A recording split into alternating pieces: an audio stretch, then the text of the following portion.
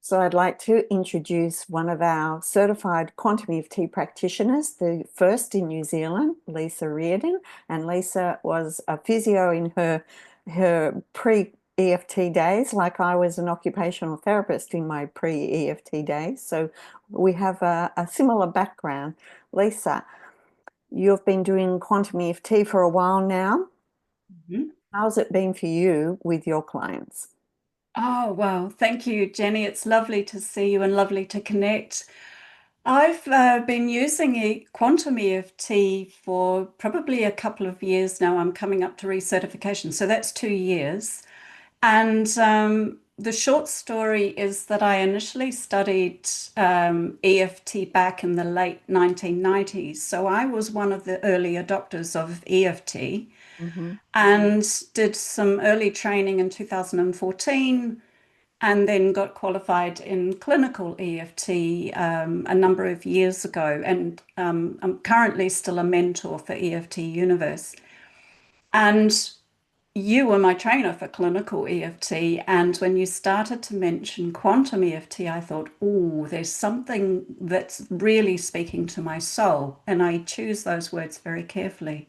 Mm. So I studied that as well. And when I'm working with my EFT students, I keep my clinical EFT hat on, Mm-hmm. but actually I'm transitioning out of that and working with quantum EFT because I feel now the energies support more of that way of not even really understanding, really. Like there's just a knowing, I think, for a lot of people that just appreciate how intertwined everything really is. Like we are not linear. And I feel the timing of this is so good to help people really heal from some very deep recurring patterns, perhaps that don't logically make sense. Mm. So it's been a wonderful tool, and I'm delighted to be able to offer that to my clients. Mm. Give me an example of how it's really transformed somebody's life that you've worked with. Oh, right. Yeah, I've got a number of them actually. So it's not even something that someone has to believe in. That's probably been the biggest thing. And I've had people that go, I don't believe in past lives. Um, and there's no requirement to do so. And I'm certainly not pushing any agenda on them at all. But Mm. when we're using EFT, when we're using the tap-in points and using language to instruct our unconscious, which is our body, and everything that goes with that, to Mm-hmm. find where this first began. So, probably the first memory I can think of was a woman who has a history of complex PTSD, Mm-hmm. present life. And when I was having her follow that back, when did you first feel that in your body? So, however, that was showing up for her. And we were going really gently with her, of course, because she's quite a complex history. And she said, I'm in my mother's womb. Mm-hmm. I'm there waiting, like I'm, a couple of months to go, but I'm there getting ready to be born. Mm-hmm. And so present life, but very young life, I Mm-hmm. had her I had her explain what is that like for you? And she's like, well, mum is really stressed because she'd lost two babies before me and she was told to get pregnant straight away. And Mm-hmm. I'm that baby. And I Mm-hmm. said, so how is your mother? And it's like, she's really stressed. So I had present day client go back to that little one and we actually ended up putting glittery, loving amniotic fluid going through every piece and part of that little one. So we had Mm-hmm. her imagine doing that. Mm-hmm. And then I had the client tap on her mother Mm-hmm. to help the mother while she was going through this very risky pregnancy. Mm-hmm. And look, we could say we're just making it all up. It actually doesn't matter because what happened was there was such a peace and a joy Mm-hmm. as she tuned into that little one to imagine what that must be like to now breathe in that loving amniotic fluid. Like that's got to help, right? Regardless Yeah. of whether true or not. And quantum EFT, people think that it's just about past lives, but we're working Yeah, in the quantumness of time and space, and that can absolutely. be anywhere.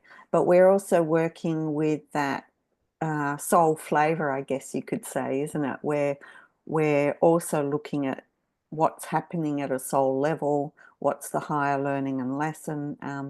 And have you had, give us an example of another client, perhaps?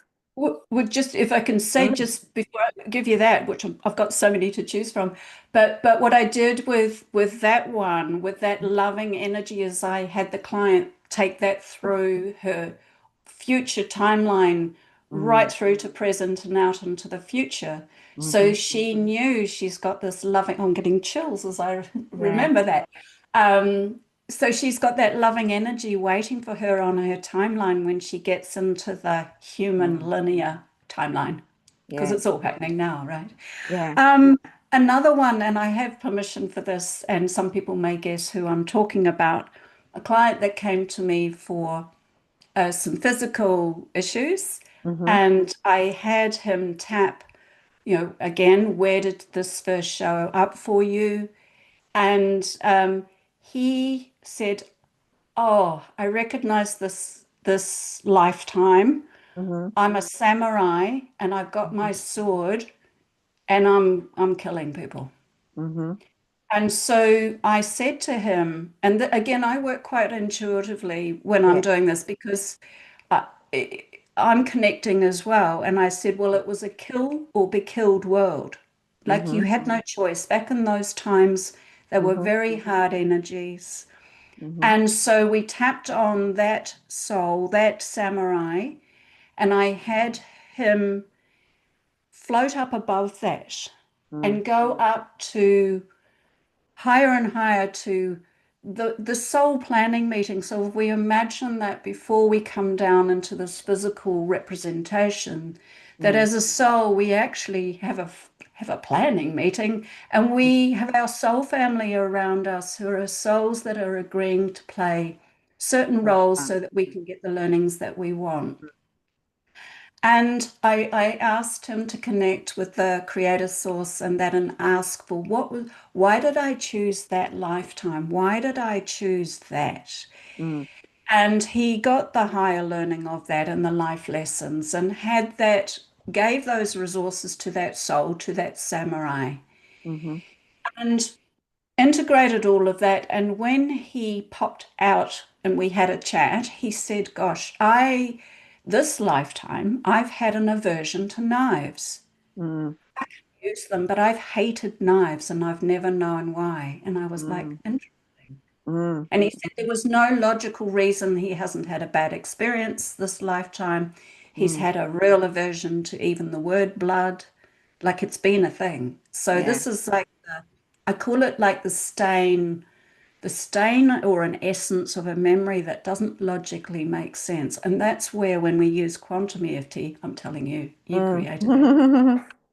that it can help clear that Yes. at a deep soul level from all of those pieces and parts of us. Yeah, Yeah. it's great. And of course, the foundational background of the spiritual learnings behind quantum EFTs from Cryon, and Mm, Cryon will often say that that these are like stains on wood, these patterns on our in our multidimensional DNA, isn't it? mm, yes. And so there's so many things that we learn to master in quantum EFT. So well done for mastering all of that and for really helping your clients. Mm. Thank And you. And one of the beautiful gifts, as well as clearing up, it's the same philosophy. There's no point just painting over dirty walls. So a lot of our EFT work, obviously in the beginning, is to clean our walls, get it nice and clean, and then we can write whatever we want of our own graffiti, mm, and make a really fresh, beautiful palace. We really can create. So the ability to mine the mm, Akash for those beautiful gifts, like every time we've been here, We've Mm, come here with a reason to learn, and we've learnt gifts. mm, And, it's why not mine that for the gold that it is? It's like mm, we don't have to relearn stuff. It's actually all there. And my biggest journey, and I'll share this, mhm, just before this interview, I was looking for my quantum EFT notes because I am coming up for recertification in about a week or so. I could not find them at all. And mhm, the old me would have really fretted about that.